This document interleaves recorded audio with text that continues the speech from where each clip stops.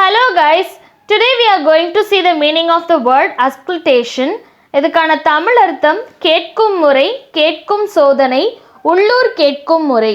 So let's take two example sentences to get even more better understanding.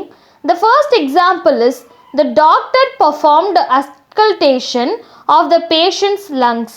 மருத்துவர் நோயாளியின் நுரையீரல்களின் ஒலிக்கேட்பை நிகழ்த்தினார்.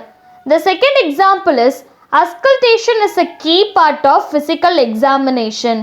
உடல் பரிசோதனையின் முக்கிய பகுதியாக ஒலிக்கேட்பு உள்ளது. ஸோ இன்னைக்கு அஸ்கல்டேஷன் அப்படிங்கிற இங்கிலீஷ் வார்த்தைக்கான தமிழ் மீனிங் என்ன அப்படிங்கிறத பற்றி பார்த்தோம். இதே மாதிரி வேறொரு வீடியோவில் வேறொரு இங்கிலீஷ் வார்த்தைக்கான தமிழ் மீனிங்கோடு உங்களை மீட் பண்ணுறேன். அது வரைக்கும் டேக் கேர் அண்ட் பை.